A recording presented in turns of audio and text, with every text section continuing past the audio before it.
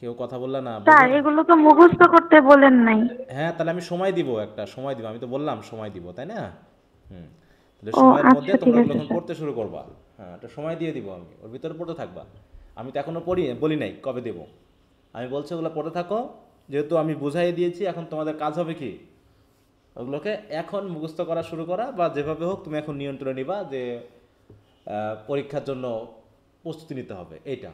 এদিকে William ব্লেকের question আনসারগুলো পড়তে থাকো, আর ওগুলো যেহেতু একবার করে বুঝাই দিয়েছি, তোমরা এগুলো একটু পড়তে থাকো। মনে থাকবে?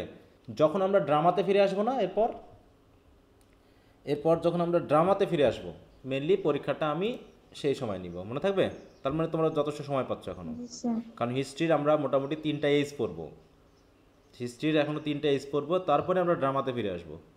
তখন যদি তোমরা পারো, আর ওই ওদিকে ফিরে আসতে আসতে উইলিয়াম ব্লেকের এই কোশ্চেনগুলোও তোমাদের মোটামুটি পড়া হয়ে যাবে। তারপরে ওটাতে আমি আবার পরীক্ষার জন্য দিব। এভাবে করে একদিকে পরীক্ষা চলবে, একদিকে নতুন কোশ্চেনগুলো রিডিং করা হবে, আর একদিকে টেক্সট পড়া হবে, ঠিক আছে? এই 3টা ধাপে আমাদেরকে আগাতে হবে, ঠিক তো? হুম। জি স্যার। জি আচ্ছা, স্যার। তাহলে পরীক্ষার বিষয়টা আমি এখন বললাম না, আমি বললাম কি, যখন আমরা ড্রামা শুরু করব, ওদিকে ড্রামা পড়বো, আর ওদিকে আমরা এই যে ড্রামার কোশ্চেনগুলো দিয়ে দিলাম, এগুলো তোমরা পড়তে থাকো। মনে থাকবে তো? জি স্যার।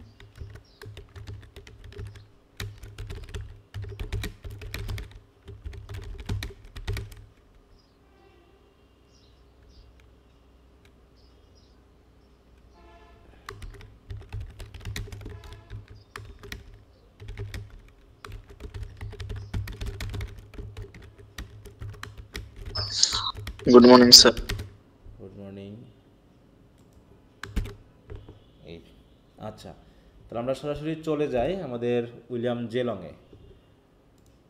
আমরা ওখান থেকে পড়ছিলাম কোন পিরিয়ড, এটা জানো বলো তো? Anglo-Saxon period. Anglo Saxon period. Anglo Saxon period, ওটাকে আর কি নামে চিনি আমরা? Old Old English English or period. the Old English period. Old English period, তাই তো? Early middle English, early period, তাই তো? আর্লি, এরকম আর কি। তো সেই সময় আমরা বেশ কটা নামে চিনি। এবং এটার কত ছিল সাল? 450 থেকে 450 1066। আচ্ছা, 450 থেকে 1066। আচ্ছা, তো আমি বই থেকে এখান থেকে একটা এপিক পড়াচ্ছিলাম, তাই না? এপিকের অংশ, একটা এপিকের Yes, অংশ sir. Beowulf. পড়ছিলাম, বিয়ল্প, তাই না? সেটা কোথা দিয়ে শেষ করে কোথায় গেল? Anglo section life. ও, বেশি দূরে চলে আসছি।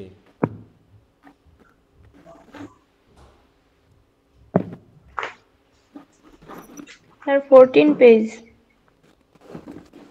এই পর্যন্ত সম্ভবত তোমাদের 14 পেজ থাকতে পারে, আমার মনে হয় এখান থেকে, নাকি? আমি একটু দেখি। অ্যানাদার মনস্টার, হ্যাঁ। Half human half creature mother, তাই তো? গ্রিন্ডেলের মাকে আমরা পেয়েছি, হ্যাঁ। তারপর আমরা কি পেলাম? হ্যাঁ জি স্যার। যে বিয়ল্প সমুদ্রে ডুব দিল, নাকি? এ পর্যন্ত পড়েছিলাম তো, হ্যাঁ। যে বিয়ল্ফ আর বেনে মনস্টারের মাকে যখন মৃত্যুবরণ বিয়ে করে করে কল করছিল। সেই হ্যাঁ, পর্যন্ত। হ্যাঁ। The edge of his short turn with a mighty blow he deals with Merryweave. একটু মিউট রাখো। And it harms not the monster. Sadia Sadia নামে কারো। একটু মিউট রাখতে হবে। হুম। আচ্ছা, তা বলছে casting the weapon aside he grips her, এটা পড়েছিলাম, হ্যাঁ। Turn her down and her claws and teeth clash upon her corset, এটুকু আমরা পড়েছিলাম। হ্যাঁ, তাহলে হচ্ছে কি, hit smashes through the rings bone, the merewife falls and the fight is on.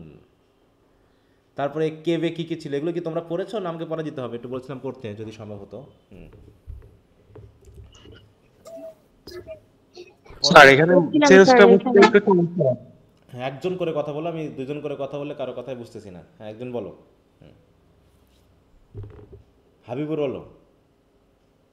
Sir এখানে চেঞ্জটা বুঝতে সমস্যা হয়, তো পড়াই দিলে ভালোই হতো। আচ্ছা, তোমাকে দিয়ে আমি পড়াই, যে তোমার কোন সেন্সটা বুঝতে অসুবিধা হয়। এই প্যারাগ্রাফটা তুমি একটু পড়ো তো, আমাকে একটু পড়ে শোনাও। তুমি যখন বললাই তোমার সেন্স আছে, কী জাতীয় সমস্যা হয়, আমি একটু সেটা জানতে চাচ্ছি তো, হ্যাঁ। বলো, এই অংশটুকু পড়ো তো তুমি। প্রথম লাইনটা পড়ো, কী অবস্থা এটা? প্রথম সেন্স লাইনটা পড়ো। The cave is full of treasures, হ্যাঁ কোন but কেপটা Beowulf এই hid. পর্যন্ত ধীরে সুস্থে পড়বা, শুধু রিডিং দিলে হবে না, তুমি বুঝতেছো কিনা সেটা বুঝবা, যে আমি জাস্ট অর্থ সহ পড়বো নাকি? হ্যাঁ তুমি পড়ো, হ্যাঁ অর্থ সহ পড়ো, আমাকে বোঝাই দাও যে তুমি বুঝতেছো কিনা। The cave is full of treasure. হুম এই এই কেভটা সম্পদে পরিপূর্ণ ছিল, but Beowulf heed them not, কিন্তু বিউলফের এর প্রতি কোনো মনোযোগ ছিল না। হ্যাঁ for near him lies Grendel, এর নিকটে গ্রেন্ডেল নিহিত ছিল। Dead from the wound receive the previous night, hmm যে গত রাতে মারা গিয়েছিল। গত রাতে মারা Egwene গিয়েছে Beowulf- তা জানি না, হ্যাঁ কিন্তু গত রাতে সে যে আঘাত পেয়েছে সেই আঘাতের জন্য মারা গেছে সেটা বলা হচ্ছে, তাই তো? Dead, G, গ্রেন্ডেল sir. Already dead from the owned, সেই ওন্ড থেকে, মানে যে ক্ষতটা সে রিসিভ করেছিল কোথা থেকে, দ্য প্রিভিয়াস নাইট, মানে গত রাতে বিয়ল্পদের সাথে যে যুদ্ধ হয়েছিল সেই যুদ্ধে গ্রেন্ডেলের যে ক্ষত হয়েছে সেই ক্ষতর কারণে সেও মরে পড়ে আছে। তারপরে Egwene Beowulf swings the great sword and strike off Sword. his enemy head. Sir এখানে বুঝতে সমস্যা হয় যে বেওলফ সুইং, এখানে সুইং বলতে তো পড়েছিলাম যে দোলনা। আবার দোলনা কেন, একটা শর্ট কি সে দোলনা করবে? তুমি তো কমন সেন্স দিয়ে কাজে লাগাতে বলছো যে শর্ট কি করতে পারে সে, তুলে ফেলা, এটাই বোঝাচ্ছে। তুমি যদি লিটারাল মিনিং করতে চাও, তোমার কি সাহিত্য পড়া হবে বলো? বলো না, এখানে স্যার। তার গলা কাটা বোঝাচ্ছে, তার মাথাটা গলা থেকে কেটে নিল, তাহলে কি দোলাবে সে শর্টটা? তোমার মিনিং কেন করা লাগবে? তুমি তো সেন্সটাই বুঝতে পারতেছো, তোমার কেন মিনিং করা লাগবে? মানে তুমি কেন মিনিং দোলনা দিয়ে বুঝবা? তুমি বুঝবা যে সে শর্টটা তুলে কেটে ফেললো, মাথাটুকু, শত্রুর মাথাটুকু কেটে ফেললো, এইটুকু হয়ে গেল। সুইং মানে কি? তোলা, তুলে আঘাত করা। স্ট্রাইক মানে কি? আঘাত করা, তাই নাকি? তুমি এখন যদি ডিকশনারি স্যার, খুঁজে এই দেখো যে, হ্যাঁ স্যার এটা বুঝতে পারতাম না যে ওই যে গত রাতে অথবা আগে যে এই সে আঘাত করেছিল তাকে, তখন তো সে মারা গিয়েছিল কে বললো ওই যে মারা গেল? সমুদ্রেই। স্যার এই যে সে সমুদ্রে ডুব দিল এবং and into the sea to die, এরকমই তো পড়েছিলাম। কে মানে কে কে মারা গেছিল? স্যার গ্রেন্ডেল।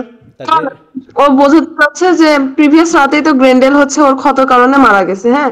তো এখানে আবার মানে বিউল কিভাবে তার মাথা কেটে তুলে ফেলছে, মানে ওইটা বলছে যে কিভাবে হলো। মনে করো একজন ব্যক্তি তোমার পাশে মরে পড়ে আছে, তুমি এখন মাথাটা নিয়ে প্রমাণ সহ দেখাবা, এই জন্য সে মাথা কেটে নিল। তার মরে গেছে বলে কি মাথা কাটা যাবে না? আর হ্যাঁ স্যার বুঝছি এখন। হ্যাঁ, এত মানে গভীরে তুমি তুমি তুমি একটু মানে এলোমেলো করে ফেলে বেশি, মানে অদ্ভুত কিছু ভাবতে যাও, তুমি সেন্সের সাথে মেলাও না কেন, তাই না? সেন্সের সাথে মেলাও। তুমি এখন যাচ্ছ, তাহলে কেন মাথা কাটলো, কোথা থেকে মাথা কাটলো, কিভাবে মাথাটা কাটলো, সে তো আগেই মারা গেছিলো, তাহলে মারা গেলে কি মাথা কাটা যাবে না? বলো। মানে জি এখানে স্যার, যে আছে তাই ভাবা। তুমি যদি বাইরে থেকে কিছু এনে ধরতে যাও যে স্যার যেগুলো গল্পে নাই সেগুলো কি তুমি পাবা? বলো চিন্তা করে। তাহলে গল্পে যেগুলো নাই সেগুলো নিয়ে তোমার ভাবার নাই। আমি তো গল্পে যা আছে, এখানে যা আছে আমি তাই ভাববো। সে গতকালকে মারা গেছে বলে আজকে কেন তার মাথা আমি কাটতে পারবো না? সে এখানে তো বলাই হলো যে অলরেডি ট্রেজার আছে প্রচুর, কিন্তু সেদিকে তার মনোযোগ হচ্ছে গ্রেন্ডেল এখনো ওখানে মরে পড়ে আছে, তার মাথাটা আমাকে কাটতে হবে। তাই সে করলো কি, তার তরবারিটা তুলে মাথাটা কেটে ফেললো। এরপর পড়ো, জটিল করে পড়বা না, সিম্পলি পড়বা। হ্যাঁ, and low as, এখানে স্যার এই যে এলো, এখানে এটা কি হবে? লো, তাই তো? লো মানে কি? হাই, এরকম একটা কিছু। এটা একটা এক্সপ্রেশন, একটা interjection. as the venomous blood crosses the sword blade. Blood শব্দটা কখনো পড়োনি? ব্লাড, উচ্চারণগুলো ঠিক করতে হবে তোমার। হ্যাঁ, উচ্চারণ ঠিক করতে হবে। এটা হচ্ছে ব্লাড, BLOOD। কি উচ্চারণ করি আমরা? ব্লাড। হ্যাঁ হ্যাঁ, হ্যাঁ Blood. স্যার, আর কি ওই যে পাস ফর্ম বলে ফেলেছি। না, ব্লেড। ওটা হচ্ছে ব্লিড। হ্যাঁ, প্রোনাউন্সিয়েশন ঠিক করতে হবে। হ্যাঁ, তারপর হচ্ছে কি শোর্ড, এই জায়গাগুলো মিস্টেক হচ্ছে। হ্যাঁ, তারপরও The steel melt like ice before the fire. তাহলে কি দাঁড়ালো বিষয়টা?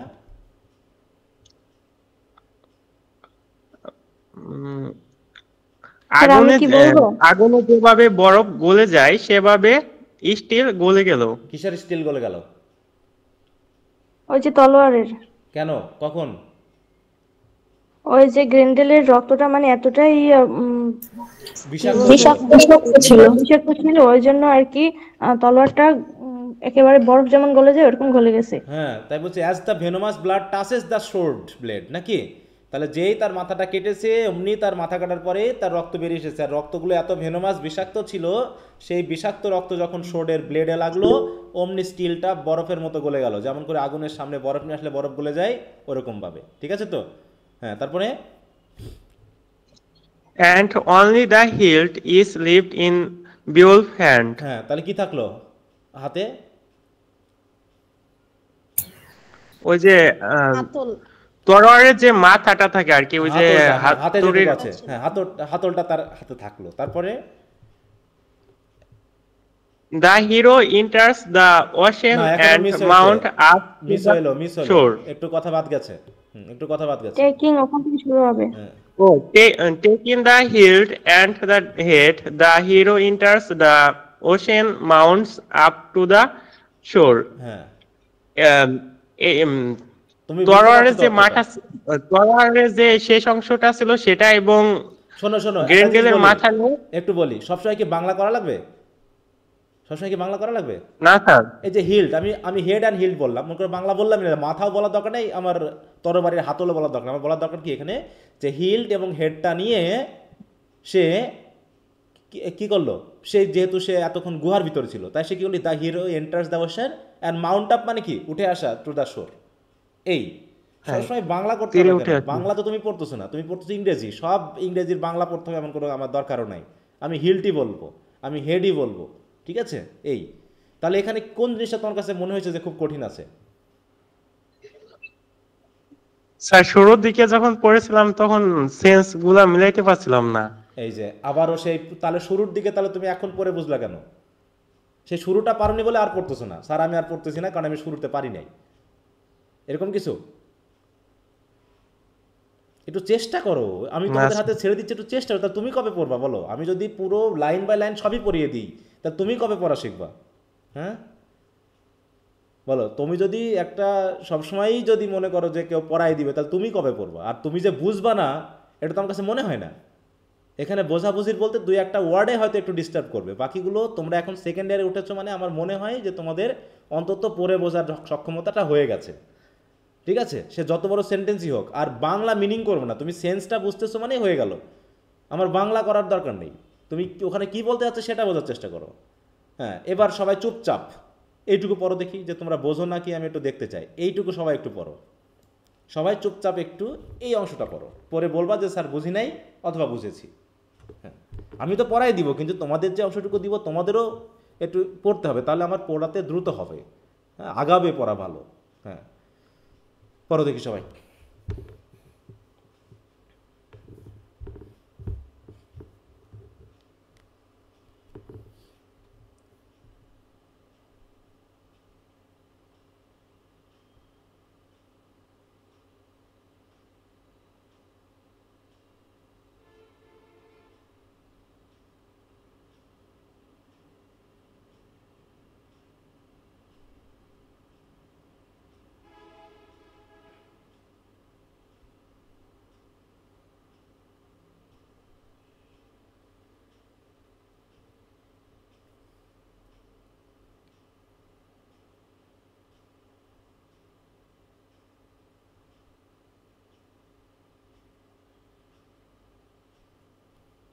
পড়া হয়ে গেলে হাত তুলবা, তাহলে আমি বুঝবো যে তোমাদের পড়াটা হয়ে গেছে।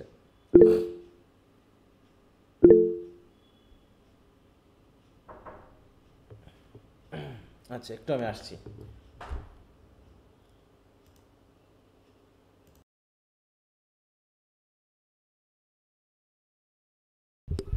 পড়ছো সবাই?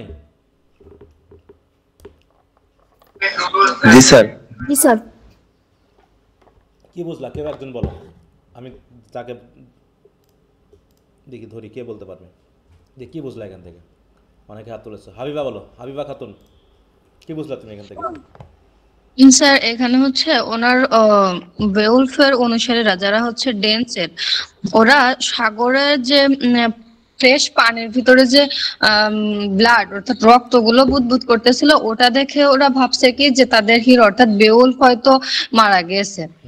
এবং ওই হেরোটের ভিতরে মর্নিং অর্থাৎ শোকের কান্না শুরু হয়ে যায়। কিন্তু পরে যখন বেউলফ হচ্ছে মনস্টারের মাথা নিয়ে অর্থাৎ গ্রেন্ডেলের মাথা নিয়ে চলে আসে। তখন হচ্ছে ফলোয়ার ওটাই স্যার, এটাই তাই তো। প্রথম কথা হচ্ছে কি যে সমুদ্রের তীরে দাঁড়িয়ে ছিল কারা?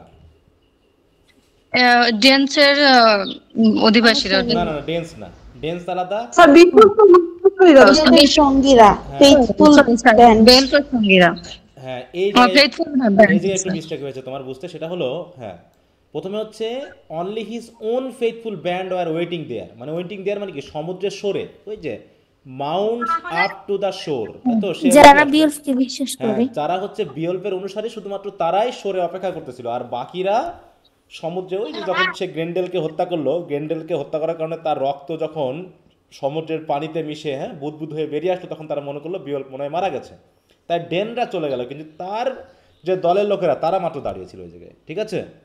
ডেন যাদেরকে বাঁচাতে এসেছিল তারা মনে করলো যে সব শেষ, এবং তারা বাসায় চলে গেল। এবং বাসায় চলে গিয়ে তারা করছিল কি, তারা ওই যে হেরোতে গিয়ে নাকি যে হচ্ছে সেই যে প্রাসাদে গিয়ে তারা তার জন্য মর্নিং করতে থাকলো। আর ওদিকে কি হলো, when Beowulf returned with the monster heads, Grendel carried on a spear shaft by the 4 of his stout followers, তাই তো। তাহলে কি হলো, carried on a spear shaft। তাহলে স্পেয়ার শাফট মানে কি? স্যার ওদের চোখা মাথা। ধাতব বন্ধ। হ্যাঁ, শাফট মানে কি? স্পেয়ার মানে কি? ওই যে বর্ষা, বা ফালা যেটা আমরা বলে থাকি। হ্যাঁ, তাহলে স্টাউট ফলোয়ার কাররা? ওই যে তার বিশ্বাসীরা না। স্টাউট মানে কি? স্টাউট মানে কি জায়গায় শক্তিশালী, হ্যাঁ, ব্রেভ বা তো দেখো, পড়লে পারে কি বুঝতে খুব অসুবিধা, হ্যাঁ, খুব একটা অসুবিধা হওয়ার কথা না। একটু নিজেরা চেষ্টা করবা যে স্যার পড়েছি, বুঝি নাই সেটা পরের ব্যাপার, যে স্যার বুঝি নাই, কিছু না কিছু বুঝবা না, এটা স্বাভাবিক, কিন্তু পুরোটা বুঝবা না সেই জায়গা তোমাদের আর নেই। এখন অবশ্যই কিছু না কিছু বুঝবা। তো যাই হোক, আমরা একটু দেখি। তাই বলছে, in the last part of the poem there is another great fight. আরেকটা ফাইট হলো, কীভাবে দেখো, সেটা আমরা আর বুঝি নাই বা এটা আমাদের জানার প্রয়োজন মনে করেনি হিস্ট্রিয়ান। আচ্ছা, হলো এরকম আর কি। বিয়লফ is now an old man, he has Regain, দেখো 50 years হি হ্যাজ রেইনড, আমি রিগেইন বলছি, মিলাতে পারছি না। রেইন মানে কি? শাসন করা। 50 বছর ধরে শাসন করলো। And beloved by all his people, এবং তার জনগণরা তাকে খুব ভালোবাসত। He has overcome every enemy but one, একমাত্র একটা এনিমি বাদে বাকি সবাইকে সে ওভারকাম করতে পেরেছিল। একটা এনিমিকে, সে হচ্ছে ফায়ার ড্রাগন। হ্যাঁ, keeping watch over an enormous treasures hidden among the mountains. হ্যাঁ, মাউন্টেনের মধ্যে একটা গুহাতে হয়তো ব্যাপক সম্পদ লুকাইতে ছিল, সেই সম্পদকে পাহারা দিচ্ছিল একটা ফায়ার ড্রাগন। আর এই ফায়ার ড্রাগনটাকে শুধুমাত্র সে কি করতে পারেনি? ওভারকাম করতে পারেনি। One day a wanderer stumbles upon the enchanted cave. Stumble মানে কি? হঠাৎ করে ঢুকে পড়া। একদিন এক পথচারী নাকি একটা পথিক বা একটা কি বলবো ওয়ান্ডারার কি করলো, ওই কেভের ভিতরে ঢুকে পড়লো। Entering takes a jewelled cup while the fire drake sleeps heavily. হ্যাঁ, ফায়ার ড্রেক মানে কি? এই ফায়ার ড্রেক বলতে কাকে বোঝাচ্ছে? ওই ড্রাগনটাকে বুঝাইছে। ড্রাগনটা ঘুমাচ্ছিল, গভীর ঘুমে মগ্ন ছিল, তখন সে করলো একটা জুয়েলড কাপ, সে ওখান থেকে নিয়ে চলে আসলো। That same night the dragon in a frightful rage blows forth fire and smoke. হ্যাঁ, মুখ দিয়ে, বেলস ফোর্থ মানে কি? মুখ দিয়ে আগুন এবং স্মোক বার করলো। And রাশেস down upon the nearest villages, এবং সে কাপের সন্ধানে সে আশেপাশের গ্রামগুলোতে ছুটে চললো আর কি। Leaving a trail of death and terror behind, আরও ব্যাপক পরিমাণ ধ্বংসযজ্ঞ চালিয়ে গেল সে। Again Beowulf goes forth to champion his people, আবারও জনগণকে জয়ী করার জন্য, বাঁচানোর জন্য সে যুদ্ধে বেরিয়ে পড়লো। হ্যাঁ, as he approaches the dragon's cave he has a presentiment that death lurks within. হ্যাঁ, প্রেজেন্টিমেন্ট মানে কি? মানে আগে থেকে বুঝতে পারা, আজ করতে পারা যে একটা বিশেষ ধ্বংসযজ্ঞ হতে যাচ্ছে, মৃত্যুর খেলা চলতে যাচ্ছে সামনে। হ্যাঁ, তো যাই হোক, এভাবে মোটামুটি যুদ্ধটা হলো। এখানেই মেনলি তার একটা ক্ষত হবে। দেখো, there is a flash of illumination like that which comes to a ড্রাইং man in which his mind runs back over his long life and sees something of profound meaning in the eternal sorrow moving side by side with magnificent courage. Then follows the fight with the fire drag, in which Beowulf, wrapped in the fire and smoke, is helped by the heroism of Wiglaf. Wiglaf মানে আরেকজন তাকে সাহায্য করে, one of his companions. The dragon is slain, ড্রাগনটাকে হত্যা করা হয়, but the fire has entered Beowulf's lung and he knows that the word is at hand. Word মানে কি? মৃত্যু, মানে লাঙের ভিতরে তার ফায়ার ঢুকে পড়ে, এতে সে বুঝতে পারে যে মৃত্যু তার হাতে। This is his thought while Wiglaf removes his battered armour. এইভাবে সে ভাবতে থাকলো যে হাই, আমি আর মনে বাঁচবো না বেশি দিন, হ্যাঁ, বা বেশিক্ষণ বাঁচবো না। হ্যাঁ, উইগলফ তার ব্যাটার্ড আর্মর মানে কি, যে আর্মরের দিয়ে সে যুদ্ধ করেছে, আঘাত লেগেছে, সেটাকে সে খুলে দিল এবং দেখলো কি যে one deep regret I have that to a son I may not give the armour I have worn. মানে আর্মরটা যেহেতু নষ্ট হয়ে গেছে, ব্যাটার্ড হয়ে গেছে, তাই সে ভাবতেছে আমি আমার সন্তানকে হয়তো বা এই আর্মরটা দিতে পারবো না, to bear it after me, যাতে সে আমার আর্মরটা আমার মৃত্যুর পর আমার সন্তান বহন করতে পারে, মানে কি ব্যবহার করতে পারে। তো যাক, এভাবে সে বলছে। শেষ পর্যন্ত দেখলাম কি he sends Wiglaf into the fire drake's cave, who finds it filled with rare treasures and most wonderful of all, a golden banner. হ্যাঁ, দেখো, a golden banner from which light proceeds and illuminates all the darkness. হ্যাঁ, একটা banner আছে, golden banner, যেখান থেকে light বেরিয়ে আসতেছে, হ্যাঁ, এবং পুরো চারিদিক আলোকিত করে ফেলেছে। তো এরকম আর কি গল্পটা। But Wiglaf cares little of the treasures, his mind is full of his dying chief. হ্যাঁ, তার মূল কথা হলো, দেখো এগুলো একটু খেয়াল করবা, কারণ তৎকালীন সময়ের মানুষের চিপদেরকে সম্মান করা, সম্পদের প্রতি লোভ না থাকা, মানুষের কল্যাণের জন্য ভাবা, এই জায়গাগুলো কিন্তু আসবে। হ্যাঁ, এই জন্য পড়াই দিচ্ছি, কিন্তু এই কথাগুলো খেয়াল রাখো। He fills his hand with costly ornaments and hurries to throw them at the hero's feet. সে অর্নামেন্টগুলো নিয়ে এসে সে তার হিরোর পায়ের কাছে ফেললো। The old man looks with sorrow at the gold, thanks to the Lord of all that by death he has gained more riches for his people. মানে যখন সে দেখলো এত সম্পদ সে পেয়েছে, তখন সে সন্তুষ্ট হলো, অন্তত তার মৃত্যুর সময়ে সে এতগুলো সম্পদ যে তার জনগণকে দিতে পারলো, এটা দেখে সে খুশি।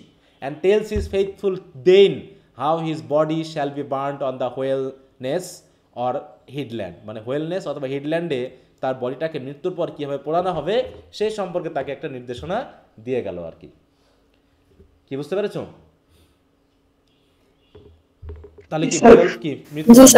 বিয়ল্ফ was still living when Wiglaf, দেখো Wiglaf sent a messenger hurriedly to his people, when they came they found him dead and the huge dragon dead on the sand beside him. তাহলে ড্রাগনটাও মারা গেছে, আমাদের বিয়ল্ফও মারা গেছে না?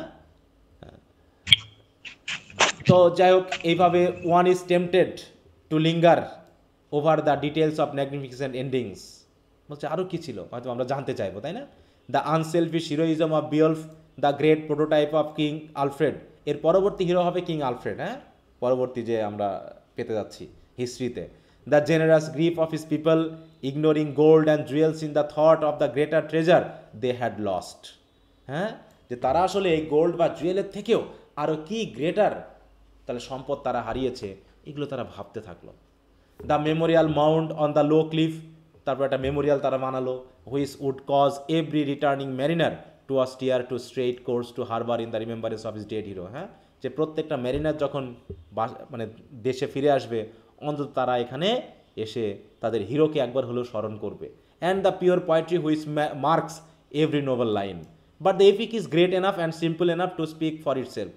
Search the literatures of the world and you will find no other such pictures of a brave hero's death. যে অন্ত হিস্ট্রিতে এরকম হিরোইজমের কোনো গল্প নেই। Concerning the history of Beowulf a whole literary দেখো has been written and the scholar still differs too radically for us to express a positive judgement. মানে এর নিয়ে অনেক কথাবার্তা আছে, বিয়ল্ফ নিয়ে অনেকে অনেক মতামত দিয়েছে, কারণ এটা একটা গল্প, এটা একটা কাহিনী। অনেক ক্রিটিক্স হয়তো বিভিন্ন কথা বলার চেষ্টা করেছে, তাই না? বলছে this mass however is clear that there existed at the time the poem was composed.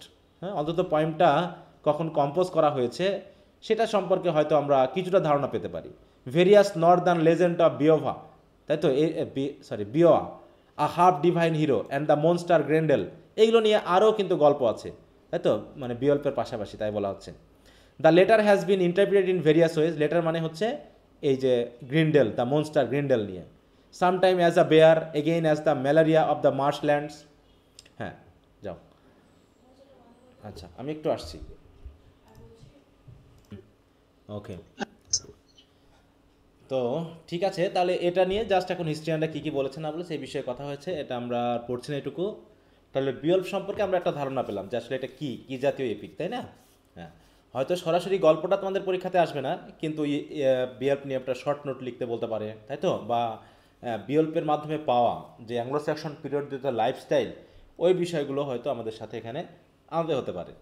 তো আমরা একটু পড়ে নিই, এরপর আমরা বিয়ল্প নিয়ে পরবর্তীতে আরও কয়েকটা বইয়ের নাম জানবো। জাস্ট এগুলো ব্রিফ কোশ্চেনে আসে, অনেক সময় হয়তোবা তোমার শর্ট কোশ্চেনে এসে যেতে পারে। জাস্ট আমরা বইগুলো মনে রাখবো, এখানে আর তেমন কিছু আমরা পড়বো না।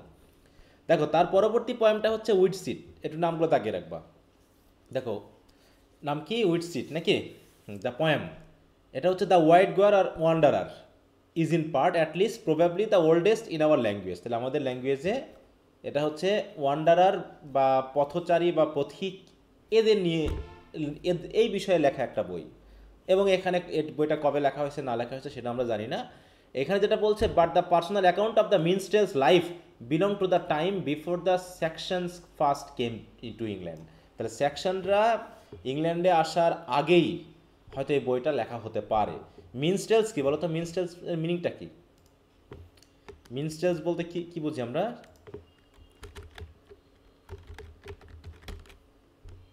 মিনস্টেল বুঝি? দেখো, তৎকালীন সময়ে কোনো কবি হতে পারে, কোনো গায়ক হতে পারে, যারা মোটামুটি কি কি করতো? মানুষকে এন্টারটেইন করতো, হ্যাঁ, আনন্দ দিত, এই জাতীয়। দেখো, the minstrel was an entertainer initially in medieval Europe. The term originally describe any type of entertainer. সেটা হতে পারে মিউজিশিয়ান, হতে পারে জাগলার, হতে পারে অ্যাক্রোবেট, হতে পারে সিঙ্গার, হতে পারে কোনো ফুল হতে পারে, ক্লাউন হতে পারে, তাই না? যারা কি করতো, দেখো, to mean a special entertainer who sang songs and played musical instrument, দিয়ে সেভাবে তারা কি করতো? মানুষদেরকে আনন্দ দিত। তাহলে নিশ্চয়ই এই যে আমরা যে গান, এই যে বিয়ল বলি না কেন, উইডসিট বলি না কেন, বা অন্যান্য যে সকল আরও যে পয়েম আছে, যেমন হচ্ছে ডিওয়ার্স ল্যামেন্ট, এটা অ্যানাদার, তাই তো বলছে, in Deor we have another picture of the Saxon scop বা minstrel, not in glad wandering but in manly sorrow. এখানে আবার সরফুল কোনো কাহিনী নিয়ে লেখা হয়তো বা গল্পটা। তারপর হচ্ছে আরও আছে, দেখো, সি ফেয়ারার, হ্যাঁ, দ্য সি ফেয়ার, এটা হচ্ছে কি wonderful poem of seafarer seems to be in distinct two parts. এগুলো নিয়ে আমাদের অত জানার দরকার নেই। এখানে মেনলি কী নিয়ে কথা বলা হচ্ছে সেটা আমরা একটু দেখি। বলেছে, the first shows the hardship of ocean life, but the stronger than hardship is the trouble called of the sea, and the second part is an allegory in which the travels of the seaman are symbols of the travels of this life, and the call of the ocean is the call in the soul to be up. মানে এটা হচ্ছে allegorical মানে হচ্ছে সমুদ্র দিয়ে কি বোঝানো হচ্ছে, তাই তো? সমুদ্র কি সিম্বলাইজ করতেছে? সিম্যান আসলে যে যখন সমস্যায় পড়তেছে তখন কি জাতীয় সমস্যায় পড়ছে, তাই না? তারপর হচ্ছে সত্যিকারের বাসা ফিরে যাওয়া অর্থে বোঝাচ্ছি আমরা আমাদের যে হেভেন, বা আমরা যেখানে ফিরে যাব, এরকম কোনো হয়তো সিম্বলিক্যাল মিনিং নিয়ে কোনো ব্যক্তি হয়তো লিখেছে। তাদের বিশেষ করে এখানে ক্রিশ্চিয়ান রিলিজিয়নের উপর ডিপেন্ড করে আসবে। বিশেষ করে অ্যাংলো নর্মান পিরিয়ডে যখন আমরা ঢুকবো তখন দেখব যে খ্রিস্টান ধর্মের মেনলি অফিসিয়াল প্রচারণা শুরু হয় ওই রকম 300 বা 300-350 বছরের এডির পর থেকে, তাই না? তারপর থেকে আস্তে আস্তে ওটা ইংল্যান্ডে প্রবেশ করে, এবং সরাসরি তারা খ্রিস্টান ধর্মটা প্রচার করতে না পারলেও, কারণ তখন অধিকাংশ মানুষ ছিল হচ্ছে প্যাগানিজমে বিশ্বাসী, তাহলে প্যাগানিজমের বিশ্বাসের মধ্যে একজন হঠাৎ করে অন্য একটা ধর্ম নিয়ে এসে প্রচার করবে, এটা মানুষ নিশ্চয়ই মানবে না, বা ওই ধর্মের রাজা বাদশারাও মানবে না। তাই তারা করতো কি, বিভিন্নভাবে অ্যালিগরিক্যাল বা সিম্বলিক্যাল বা প্যারাবল এইগুলোকে ব্যবহার করে তারা ধর্ম প্রচার করার চেষ্টা করতো। তো এগুলো হচ্ছে সবগুলোই হচ্ছে কি ধর্ম প্রচার বা নীতিনৈতিকতা প্রচারের এক একটা গল্প, আর সাথে সাথে এন্টারটেনমেন্ট আছেই। মানুষ তৎকালীন সময়ে এরকম গান, তাতে কবিতা, এপিক, এগুলোর মাধ্যমে তারা কি করতো? মানুষকে এন্টারটেন করার চেষ্টা করতো। হ্যাঁ, তাই আমরা নামগুলো জাস্ট একটু খেয়াল করবো।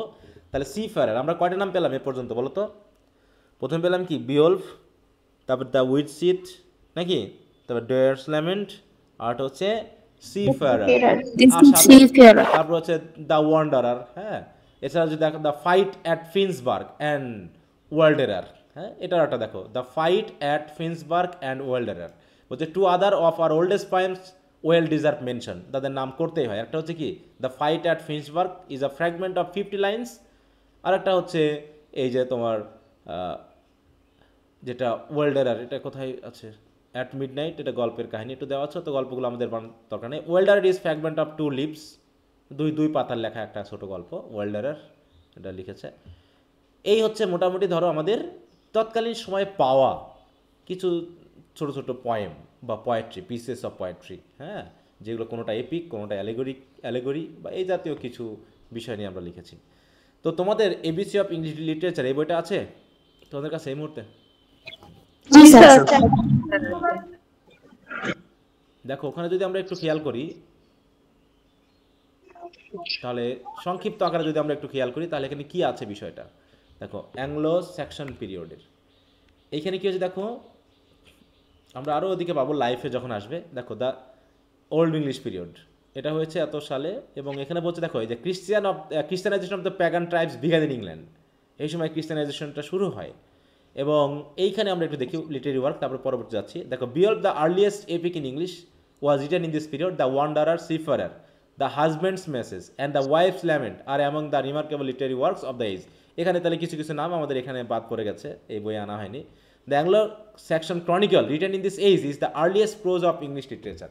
এইটা হচ্ছে সবচেয়ে মানে কি বলবো গুরুত্বপূর্ণ, বিয়ল পরবর্তী গুরুত্বপূর্ণ আরেকটা বইয়ের নাম হচ্ছে, এটা হচ্ছে অ্যাংলো স্যাকসন ক্রনিকল, কারণ এটা প্রোজে লেখা, তাই তো, কিং আলফ্রেডের লেখা বা তার অধীনে লেখা, এই জন্য এখানে আমরা দেখব। তো দেখো এরপর পাচ্ছি কি আমরা, দেখো অ্যাংলো স্যাকসন লাইফ, এই জায়গাতে আমরা মোটামুটি একটু দেখার চেষ্টা করছি অ্যাংলো স্যাকসন নামটা কোত্থেকে আসলো, কীভাবে আসলো। হ্যাঁ বলছে দেখো, we have now read some of our earliest records and have been surprise perhaps that men who are generally describe in this histories as savage fighters and freebooters could produce such excellent poetry. মানে তৎকালীন সময়ে তো মানুষ অধিকাংশ ছিল হচ্ছে savage fighters, তখন তো এরকম শিক্ষিত মানুষ পাওয়া যেত না, তাই তো, বা হচ্ছে তারা ছিল হচ্ছে ফ্রি বুটার্স। ফ্রি বুটার্স মানে কি, স্বাধীন, তাই তো, হ্যাঁ দেখো ফ্রি বুটার্স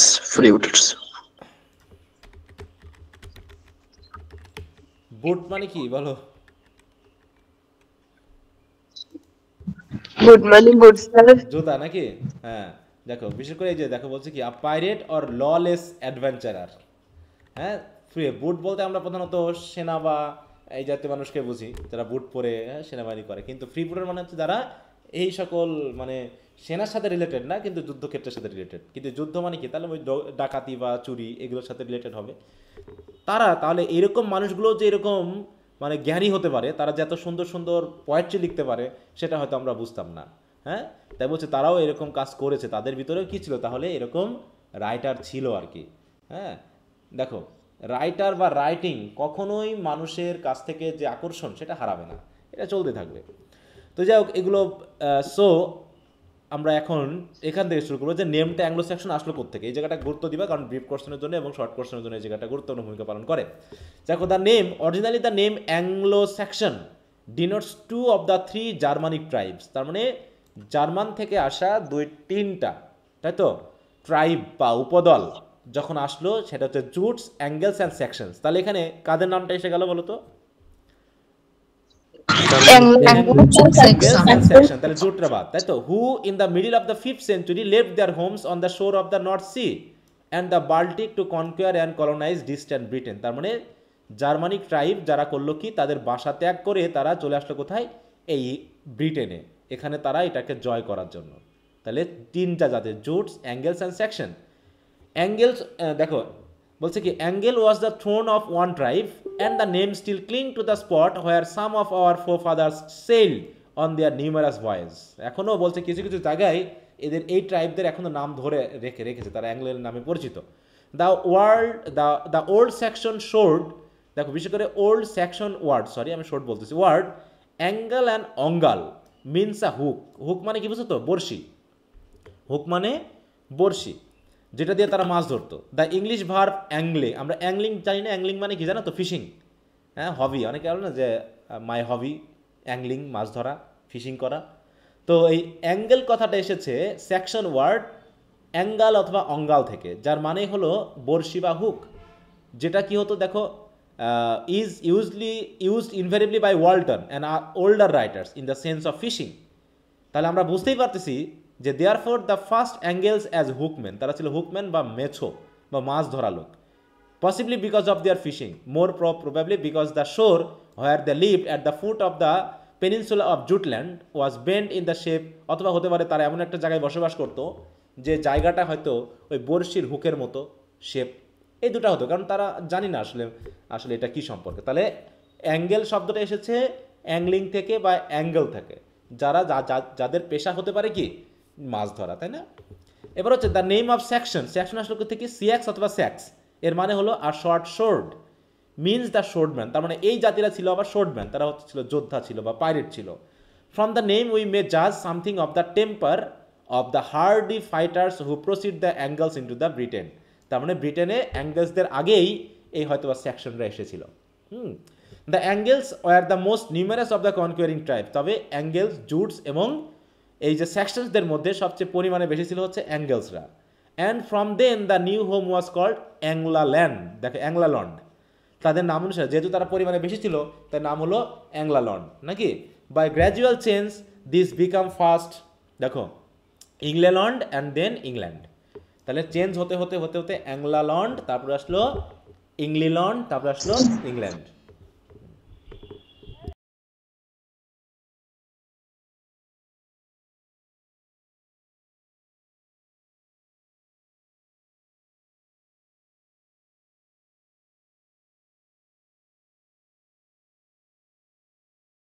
চেঞ্জ হতে হতে আমরা ইংল্যান্ড পেলাম, তাহলে ইংল্যান্ড কীভাবে মানে ওয়ার্ড ফর ওয়ার্ড চেঞ্জ আসে একটু খেয়াল রাখবা, দাগিয়ে রাখবা এই অংশটুকু।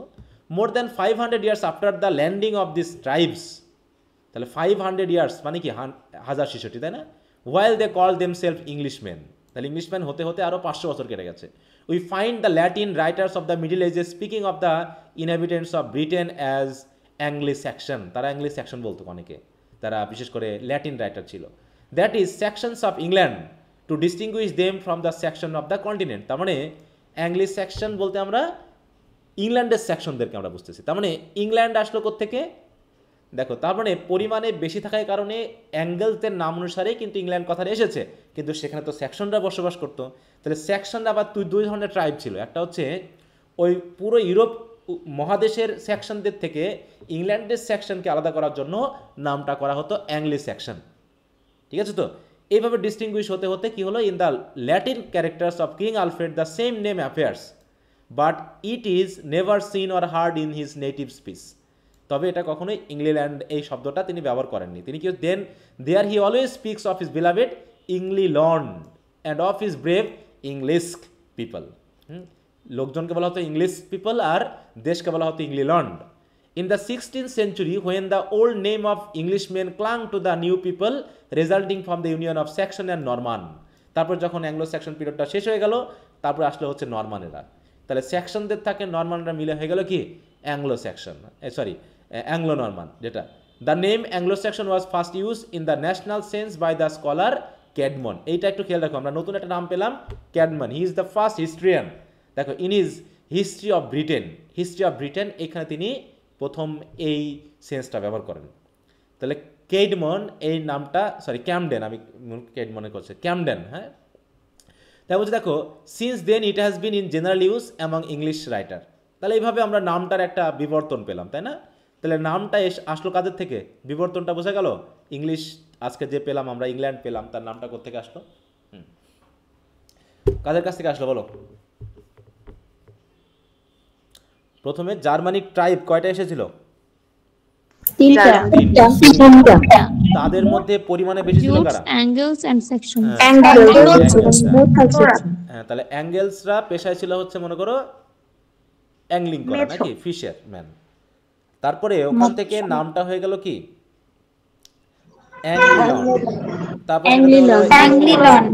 তারপর হলো ইংল্যান্ড, তাই তো। আর সেকশনস থেকে নামটা আসলো, সেকশনরা ছিল হচ্ছে তোমার ফ্রি ভোটার্স বা হচ্ছে জাতীয় পাইরেটস টাইরেটস যারা যোদ্ধা ছিল। তাহলে যেহেতু ওই ইউরোপ কন্টিনেন্টে এরকম সেকশন অনেক ছিল, তাই না, ইউরোপ কন্টিনেন্টে, কিন্তু ইংলিশের সেকশন দিয়ে আলাদা করার জন্য ওদেরকে অ্যাঙ্গেলদের সাথে মিশিয়ে বলা হতো কি সেখান থেকে মানে ইতিহাসবিদেরা পরিবর্তন করতে করতে অ্যাংলো সেকশন আসলো। আর অ্যাংলো বলতে আমরা ইংল্যান্ডকে বুঝি, তাই না, অ্যাংলো ইন্ডিয়ান, দেখো অ্যাংলো নামটা কিন্তু এখনো পাচ্ছি আমরা, অ্যাংলো নামটা কিন্তু এখনো পাচ্ছি, অ্যাংলো ইন্ডিয়ান, তাই তো।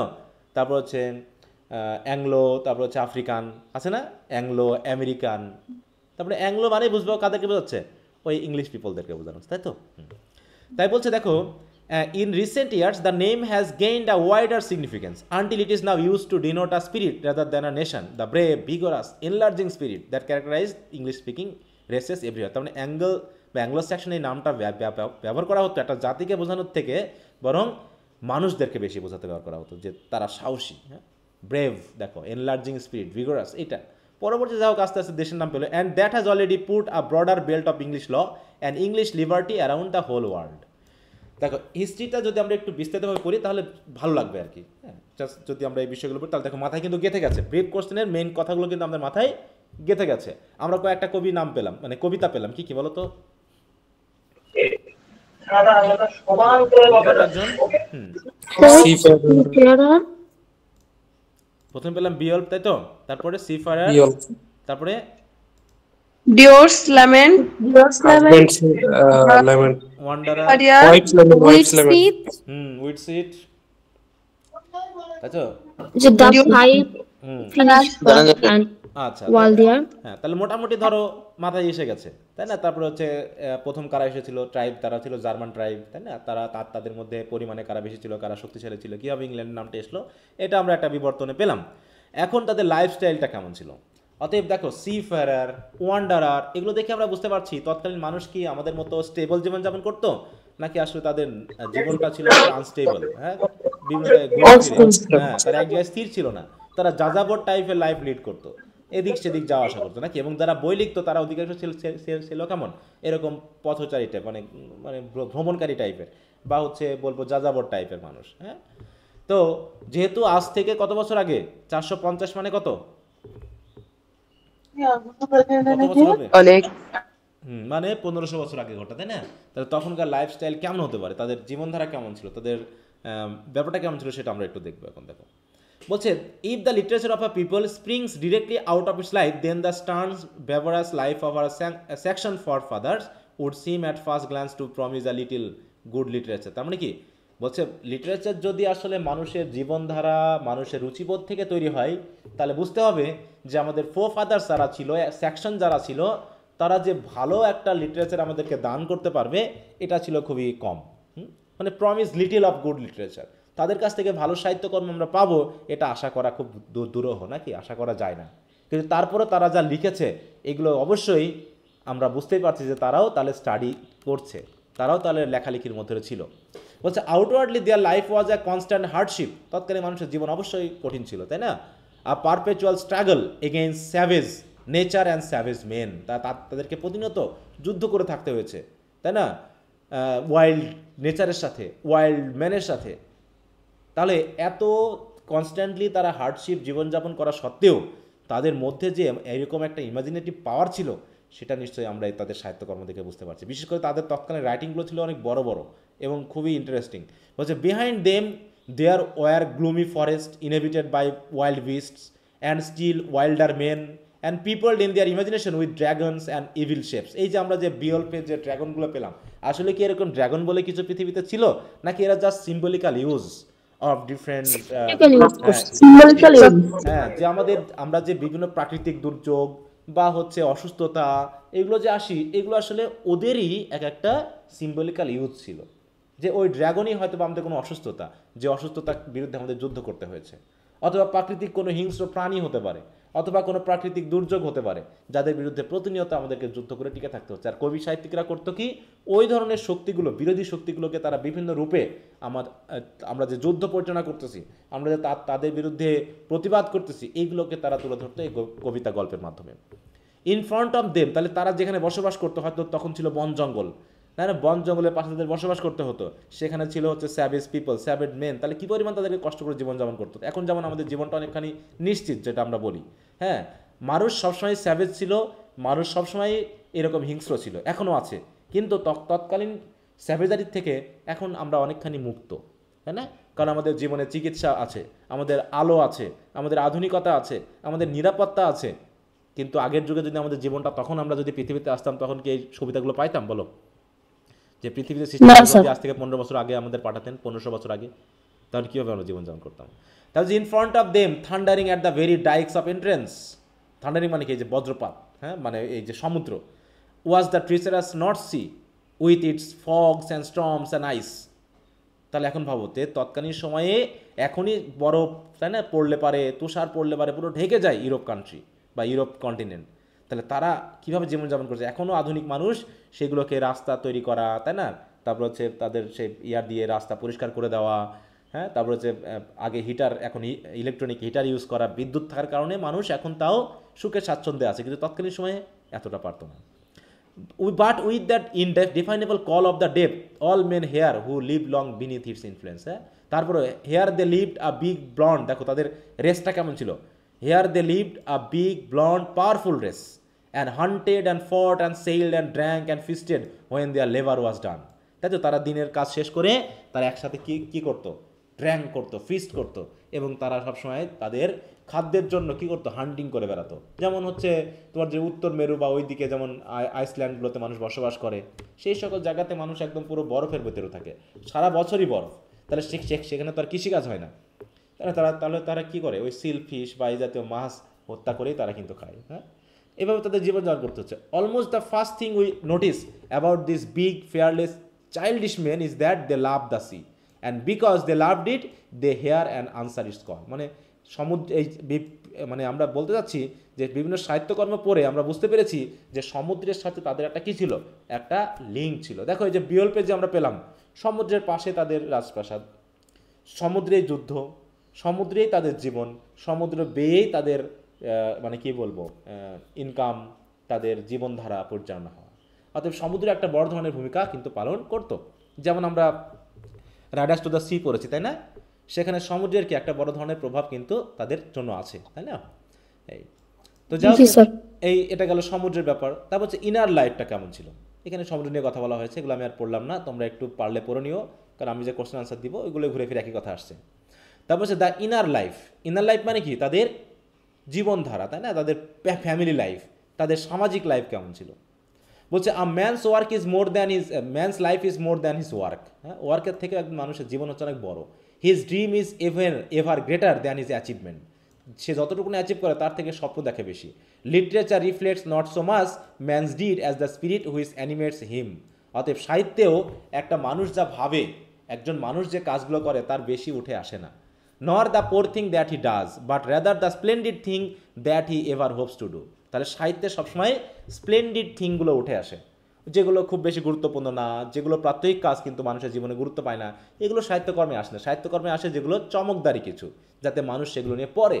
In no place is this more evident than in the age we are now studying. তাহলে এখানে আমরা যেখানে স্টাডি করতেছি, যে এজটা নিয়ে পড়তেছি, এখানেও ঠিক একই ঘটনা। তাহলে এইখানে সাহিত্যকর্মে সেই জায়গাগুলো উঠে এসেছে যেগুলো হচ্ছে মানে কি বলবো চমৎকার, যেগুলো হচ্ছে কারেজাস, যেখানে হচ্ছে মানুষ যুদ্ধ বিগ্রহ আছে, তাই না, এই বিষয়গুলো কিন্তু এখানে উঠে আনা হয়েছে। তাছাড়া তাদের যে স্বাভাবিক জীবনযাত্রা ওইগুলো কিন্তু এখানে উঠে খুব একটা আসেনি, তাই না। তারপরে দেখো those early sea kings were a marvellous mixture of savagery and sentiment and rough living and deep feeling of splendid courage and the deep melancholic men who know their limitations and have faced the unanswered problem of death. হ্যাঁ, মানে তৎকালীন মানুষগুলো কেমন ছিল, হ্যাঁ, যে তারা ছিল কি ডিপ মেলানকলিক ম্যান, তারা কারণ তাদের লিমিটেশন ছিল, তারা স্বপ্ন দেখতো বিশাল, কিন্তু সবগুলো হয়তো তারা পূরণ করতে পারতো না। তাদেরকে সবসময় কী করতে হতো, they were not simply fearless freebooters who harried every coast in their war galleys. Galley মানে কি যুদ্ধ যে জাহাজ, তারা যে যুদ্ধ জাহাজ নিয়ে শুধুমাত্র তারা কোস্টে ঘুরে বেড়াতো এবং যুদ্ধ করে যা পাইতো তাই কেড়ে নিয়ে আসতো। শুধু তাই নয়, if that were all they would have no more history or literature than the Barbary pirates. অতএব তাদের হিস্ট্রি যদি আমরা পড়তে যাই তাহলে ওরকম আমরা যুদ্ধ বিগ্রহ এইগুলোই পাবো। হ্যাঁ, তাই বলছে কারণ কি ওদের সম্পর্কে বলছে of whom the same thing could be said this strong fathers of ours war men of profound emotion. কিন্তু এরকম যোদ্ধা হলেও, এরকম হার্ডি লাইফ জীবনযাপন করা সত্ত্বেও তারা কিন্তু ইমোশনাল ছিল। কারণ কি in all their fighting the love of an untarnished glory was uppermost. হ্যাঁ, যুদ্ধ করার পর তারা যে একটা গ্লোরি পেত সেটাই ছিল তাদের কাছে সবচেয়ে গ্রহণযোগ্য। And under the warrior savage exterior was hidden a great love of home and homely virtues. তারাও যে বাড়ি পছন্দ করত, তারাও যে বাড়িতে বসে পারিবারিক জীবন পছন্দ করত, এটা আসলে তাদের স্যাভেজারির মধ্যে হিডেন থাকতো, কারণ তাদেরকে তো ওইভাবেই জীবনযাপন করতে হতো। তাদের ভিতরে কী ছিল, আর reverence for the one women to whom he would presently triumph return in triumph. তাহলে যুদ্ধ করে যাদেরকে উইমেন তাদেরকে কেড়ে নিয়ে আসতো, তৎকালীন সময় ছিল কি, এগুলো ছিল কি লুটের মাল। তারা যেখানে যুদ্ধ করতে যেত দেখা যে পুরুষদেরকে হত্যা করতো, ওখানে সুন্দরী নারী থাকলে তাদেরকে নিয়ে আসতো। কিন্তু তারা যে তারা যে নারীদেরকে নিয়ে আসতো তাদেরকে তারা সম্মান জানাতো, তাদেরকে তারা ভালোবাসতো এবং তাদেরকে কিন্তু অসম্মান করতো না। এমনকি বলছে, so when the wolf hunt was over or the desperate fight was won, this mighty men would gather in banquet hall. তারা যুদ্ধ শেষে আনন্দ মজা করতো। And lay their weapons aside where the open fire would flash upon them. মানে তাদের স্বাভাবিক জীবনযাত্রা কেমন ছিল, হয়তো যুদ্ধ করে সারাদিন যা পেয়েছে তাই নিয়ে এসেছে, বা সারা রাত যুদ্ধ করে যা পেয়েছে তাই নিয়ে এসে তারা তাদের হলে বসে বিশালভাবে তারা আনন্দ মজা করেছে। তার মানে তাদের ভিতরেও কী ছিল, মানে তারা যোদ্ধা হলেও, তারা খুনি হলেও, তারা মার্ডারার হলেও তাদের ভিতরে মানবিক গুণাবলী ছিল। And they are listen to the songs of scop অথবা গ্লিম্যান। তখন তারা বসে মজা করার জন্য এই যে কবি সাহিত্যিকরা হয়তো তারা গল্প লিখে বা গান লিখে তারা তাদেরকে শোনাতো। তো সেই হিসাবেই আমরা কিন্তু এইভাবে বিভিন্ন ধরনের সাহিত্যকর্ম পেয়েছি। তো দেখো এখানে আমরা বলছি কি, দেখো যে men who could put into adequate words the emotions and aspiration that all men feel but only a few can ever express. তাহলে সবাই ওই ইমোশন ফিল করতে পারে, সবাই অ্যাসপারেন্ট হতে পারে, কিন্তু এই ফিলিংগুলোকে লিখে প্রকাশ করতে পারে খুব কম মানুষ। আর এটাই ছিল তৎকালীন সময়ের যারা স্কুপ বা গ্লিম্যান তাদের কাজ, তারা এগুলো পোয়েটরা এগুলো লিখতো। বলছে it is this great and hidden life of the Anglo Saxons that finds expression in all their literature. এটাই ছিল তাদের জীবন। এখানে কি ছিল, briefly it sum up in 5 great principles. আর তাদের লাইফ এই 5টা প্রিন্সিপালস দিয়ে আমরা সাম আপ করতে পারি। প্রথমে কি ছিল দেখো, দেয়ার love of personal freedom.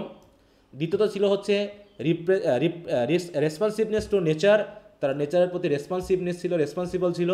There religion, তারা তাদের ধর্মকে মানত। দেয়ার রেভারেন্স ফর উইমেনহুড, তারা উইমেনদেরকে কী করতো, শ্রদ্ধা ভক্তি করতো। And their struggle for glory as a ruling motive in every noble life. তাহলে এইরকম বিষয়গুলো আমরা তাদের লাইফ থেকে পাচ্ছি। তারা পার্সোনাল ফ্রিডমকে পছন্দ করতো, তারা নেচারের সাথে সঙ্গবদ্ধ হয়ে চলতো, তারা ধর্ম করত। তাদের হয়তো আমাদের ভিতরে যে ধর্ম আছে সেই ধর্ম ছিল না, তারা হয়তো প্যাগানিজমে বিশ্বাসী ছিল, তারপরও তারা বিশ্বাস করতো, যেটা আমরা ইডিপাস রেস্ক দেখে পড়ছি নাকি পাইনি আমরা ইডিপাস রেস্কে। তারা কি ধর্ম মানতো? না স্যার। হ্যাঁ, তারা কিন্তু ধর্ম মানতো না স্যার। তারা কি ধর্ম মানতো না ইডিপাসরা? ধর্ম মানতো কিন্তু ওরা প্যাগানিজম বিশ্বাস কিন্তু করতো। প্যাগানিজমে ওটাও তো একটা ধর্ম, হ্যাঁ, প্যাগানিজমও তো একটা রিলিজিয়ন ছিল তৎকালীন সময়, তাই না? আচ্ছা, তো যাই হোক, একটু মিউট রাখো।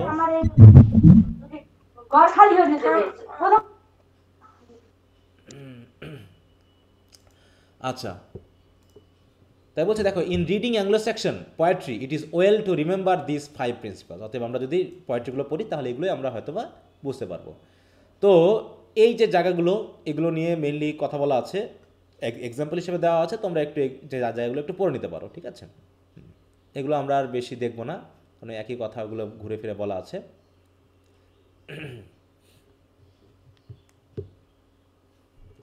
দেখো, our first recorded speech begins with the songs of Widsith and Deor. হ্যাঁ, এগুলো লেখার মাধ্যমে বলছে, which Anglo Saxons may have brought with them when they first conquered Britain. হ্যাঁ, তার মানে কি, ব্রিটেন কনকুয়ার করার আগেই অ্যাংলো সেকশনেরা হয়তো এই কবিতাগুলো তাদের সাথেই নিয়ে এসেছিল। মানে এগুলো হচ্ছে ইংরেজি সাহিত্যের শুরুর দিকের, মানে এগুলো যে ইংরেজিতে লেখা তা না, তারা হয়তো তাদের নেটিভ যে ল্যাঙ্গুয়েজ ছিল সেই ল্যাঙ্গুয়েজে তারা কিন্তু লিখেছিল। যেখানে এখানে বিকল্পের কথা বলা হচ্ছে, এগুলোর কথা বলা হচ্ছে, এগুলো নিয়ে আমরা ভিতরে পড়বো না, কারণ ওই কাহিনীগুলোই মেনলি বর্ণনা করা হচ্ছে, এত ডিপে আমাদের যাওয়ার দরকার নেই। হ্যাঁ, এরপর দেখো এখানে একটা জিনিস বলা হচ্ছে, in life and language therefore we are related first to the Teutonic races and through them all the Nations of the Indo European family. আমরা ইন্দো ইউরোপিয়ানের নাম শুনছি না? হ্যাঁ, ইন্দো ইউরোপিয়ান, তাই Yes, sir. না? ইন্দো ইউরোপিয়ান যে ভাষাগোষ্ঠী, Indo European যে মানুষ যাদেরকে টিউটনিক বলা হচ্ছে, সেখান থেকে কিন্তু আমরা দেখো কোন কোন জাত এসেছে, এখান থেকে আমরা এসেছি। দেখো বলছে, এখান থেকে পড়ি, which starting with enormous vigour from their original home probably Central Europe spread southward and westward. সেটা সাউথ এবং ওয়েস্টের দিকে ছড়িয়ে পড়ে, driving out the native tribes and slowly developing mighty civilization of India, Persia, Greece, Rome and the wilder, হ্যাঁ, but more vigorous life of the Celts and Teutons. এদের জাত আমরা শুরু করেছি, এবং এই ইন্দোপিয়ান ভাষাগোষ্ঠী থেকে আমরা আরও ভাষা পাচ্ছি। কি দেখো, ল্যাঙ্গুয়েজ, আমরা সংস্কৃত পাচ্ছি, ইরানিয়ান পাচ্ছি, গ্রিক পাচ্ছি, ল্যাটিন পাচ্ছি, কেল্টিক পাচ্ছি, টিউটনিক পাচ্ছি। এই ভাষাগুলো কিন্তু এই সময় থেকেই মেনলি শুরু হয়েছে। এত কিছু আমাদের একটু দরকার নাই। হ্যাঁ, বলো।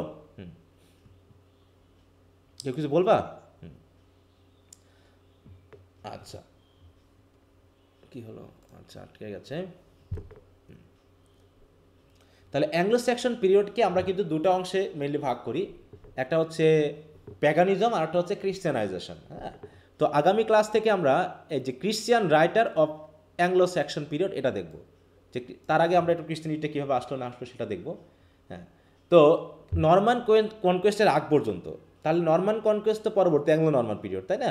তাহলে নরমান কনকোয়েস্টের আগ পর্যন্ত আমরা যে লাইফটা পাচ্ছি, যে লাইফস্টাইল পাচ্ছি বা রাইটিংগুলো পাচ্ছি, সেগুলো আমাদের অ্যাংলো স্যাক্সন পিরিয়ডের মধ্যেই পড়ে যাচ্ছে।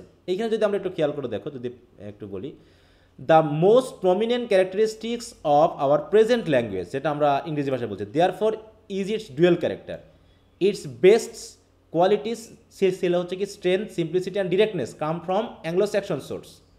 এটা হচ্ছে ল্যাঙ্গুয়েজের ক্ষেত্রে, strength, simplicity and directness. Its enormous added wealth of expression, English ল্যাঙ্গুয়েজটার আরও বেশি প্রাচুর্যপূর্ণ হয়েছে, তাই না? ইংলিশ কিন্তু লো ল্যাঙ্গুয়েজের মানে লো লেভেলের ভাষা ছিল একটা, কারণ কি এটা ছিল হচ্ছে দেখো এই জুট, তারপর হচ্ছে অ্যাঙ্গেলস, এরা কি ছিল? লো লেভেলের মানুষ ছিল না, তারা হচ্ছে ফিশারম্যান ছিল, তারা রাজার মধ্যে ছিল না, তারা এই ছিল না, তারা ছিল খুবই লো লেভেলের মানুষ। হচ্ছে its comprehensiveness, its plastic adaptability to new conditions and ideas are largely the result of addition from other languages. তার মানে ইংলিশ ল্যাঙ্গুয়েজ কী হয়েছে, অন্যান্য ল্যাঙ্গুয়েজ থেকে অনেক ওয়ার্ড, অনেক সেন্স তারা গ্রহণ করছে, specially of its gradual absorption of the French language after the Norman conquest. Norman কনকোয়েস্টের পরবর্তী, কারণ নরমানরা ছিল হচ্ছে ফ্রেঞ্চ, তাই তো, ওরা ফ্রেঞ্চ ল্যাঙ্গুয়েজ আবার ইংরেজিতে যুক্ত করেছে। এছাড়াও জার্মান থেকে আসা যে ট্রাইবগুলো, তাই না, তারা জার্মানিক ভাষা এখানে অ্যাড করেছে, করে আস্তে আস্তে কী হচ্ছে, ইংলিশ ভাষাটা প্রাচুর্যপূর্ণ হচ্ছে। তারপর ইট ইজ দিস ডুয়েল ক্যারেক্টার, একটা হচ্ছে অ্যাংলো স্যাক্সনদের দ্বারা পাওয়া তাদের নিজস্ব ভাষা অ্যাংলো স্যাক্সন সোর্স, আর একটা হচ্ছে নরমানদের পাওয়া ফ্রেঞ্চ ল্যাঙ্গুয়েজ। এই দুটা ক্যারেক্টারিস্টিক্স ইংলিশ ভাষা পেয়ে যায়। হচ্ছে this combination of native and foreign, of innate and exotic elements which accounts for the wealth of our English language and literature. To see it in concrete form, we should read in succession Beowulf and Paradise Lost. যদি আমরা এগুলো পড়ি তাহলে আর বুঝতে পারবো, এটা বলা হচ্ছে the two great epics which show the root and flower of our literary development. তাহলে ইংরেজি সাহিত্যের সবচেয়ে নাম করা দুটো এপিক কি এখানে পাইছি আমরা, তাই তো, বিওলফ এবং প্যারাডাইস লস্ট আছে, প্যারাডাইস রিগেইন্ড আছে, আরও ছোটোখাটো অনেক এপিক আছে, কিন্তু ইংরেজি সাহিত্যের ক্ষেত্রে সবচেয়ে মানে আগের এবং গ্রেট হচ্ছে এই বিওলফ এবং প্যারাডাইস লস্ট। আচ্ছা, তাহলে মোটামুটি আমরা কিছু ইনসাইট পেলাম তাদের লাইফস্টাইল সম্পর্কে। তারা যোদ্ধা ছিল, তাই না, তারা পাইরেট ছিল, তারপরেও তারা ইমাজিনেটিভ ছিল, তাই না, তারা তাদের ফ্যামিলি লাইফ পছন্দ করতো, তারা হয়তো লুট করে নিয়ে আসা উইমেন হলেও তাদেরকে শ্রদ্ধা করতো। হ্যাঁ, তারপর আমরা কিছু কবিতার সাহিত্যের কর্ম পেলাম, এই জায়গাগুলো কিন্তু আমরা এখানে পেয়েছি। আর আমরা কিছু কবিতার নাম পেলাম, এই নামগুলো একটু খেয়াল রেখো। আমাদের পরবর্তী যে মেইন আলোচনাটা আরও আছে, সেটা হলো Christian writers of the Anglo Saxon period. এই রাইটাররা কী লেখা শুরু করলো, তার মানে দেখো ওইখানে কিন্তু আমরা এতক্ষণ যা পড়লাম এটা মনে করো হচ্ছে প্যাগানিজম পর্যন্ত। তাহলে প্যাগান রাইটার, তাহলে বিওলফ যে আমরা রাইটারটা পড়ছি, এটা কি ক্রিশ্চিয়ান রাইটারদের দিয়ে লেখা নাকি প্যাগান রাইটারদের দিয়ে লেখা? তার মানে এর আগে যা কিছু লেখা হয়েছে সব প্যাগানিজমের লেখা। এখন এর পাশাপাশি খ্রিস্টান ধর্মটা প্রচার শুরু হয়েছে, সেটা কবে কিভাবে শুরু হয়েছে সেটা আমরা পরবর্তীতে দেখব। তো এখন তোমাদের একটা কাজ দিই, সেটা হলো an ABC of English literature থেকে তো এখানকার যে মানে ফিচারগুলো আছে সেটা তো পড়বাই, তার সাথে সাথে তোমাদের একটা কাজ হলো ওই যে ইংরেজি সাহিত্যের ইতিহাস বলে বাংলা একটা বইয়ের কথা বলেছি না, ওটা পিডিএফটা আমি দিয়েছি, কিন্তু তোমাদের একটু কাজ হবে ওইটা একটু গল্পের ছলে একটু পড়ে নেওয়া, হয়তো হিস্ট্রির মানে আন্ডারস্ট্যান্ডিংয়ের জন্য।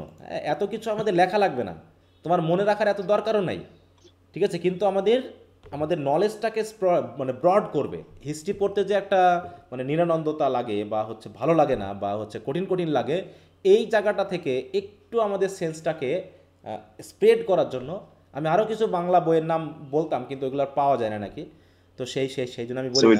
হ্যাঁ, এই ইংরেজি সাহিত্যের ইতিহাস এই বইটা আশা করি সবার কাছে আছে নাকি? হ্যাঁ, তো এই যে তোমাদের কাজ হবে এই যে সূচনাকাল, ইংরেজি জাতির সূচনাকালের এই যে বিওলফ, অন্যান্য কবিতা, অ্যাংলো স্যাক্সন যুগের সাহিত্য, অ্যাংলো স্যাক্সন যুগের গদ্য এবং অ্যাংলো স্যাক্সন যুগের গীতি কবিতা, এই যেখান থেকে বেশি না কিন্তু 17 থেকে 25 পেজ পর্যন্ত, তাই না? নিশ্চয়ই তোমরা বাংলা রিডিং দিলে পেয়ে যাওয়া। এটা একটু পড়ে, হ্যাঁ, এটা একটু তোমাদের দায়িত্ব দিলাম। তারপরে আগামী দিন আমরা এই কাজটুকু পড়বো, ঠিক আছে, যে খ্রিস্টিয়ানাইজেশন ওই অংশটুকু। স্যার কালকে তো আবার ক্লাস আছে তাই না? কাল কি বার তোমাদের? মঙ্গল। হ্যাঁ অবশ্যই ক্লাস আছে, যেহেতু আমি রবি মঙ্গল বৃহস্পতি তোমাদের নিব, ঠিক আছে, হ্যাঁ কালকে ক্লাস আছে। জি স্যার। ওকে, আচ্ছা তাহলে আজকে এখানে একটু রাখতে হচ্ছে, আমাকে একটু বাইরেও যেতে হবে, হ্যাঁ তো যা হোক একটু মিস হয়েছিল বলে আমি একটু পড়াই দিলাম, তোমরা একটু এই জায়গাগুলো একটু পড়ে নিও, তো পরবর্তী ক্লাসে আবার কথা হচ্ছে। তো আজকে এখানে একটু রাখছি, তো সবাই ভালো থাকো, হ্যাঁ ওকে। স্যার বাংলা পড়াটা কি চেঞ্জ করে দিলেন? ও বাংলা পড়া ঠিক চেঞ্জ করতে হবে না, কি ওটা কি ছিল, কি ছিল কত তারিখ পর্যন্ত? 3 মার্চ, ও আচ্ছা আমি চেঞ্জ করে দিব, হ্যাঁ চ্যাপ্টারটা চেঞ্জ করে দিব, হ্যাঁ চ্যাপ্টারটা আমি চেঞ্জ করে দিব। আচ্ছা তো ঠিক আছে, আমি ওকে স্যার। তোমাদের ভিডিওটাও হয়তো আমার দিতে একটু দেরি হবে, হ্যাঁ এই যে ক্লাসটা হলো এটা আমি দিতে দেরি করবো, কারণ এখন আমি বাইরে যাব, তো এই জন্য একটু দেরি হবে, হয়তো 12টা বা তার পরবর্তীতে বাজবে, হ্যাঁ তো একটু ওয়েট করবা যদি কারো সমস্যা থাকে। ওকে তো ঠিক আছে, আচ্ছা, ভালো স্যার। থাকো, ওকে বাই।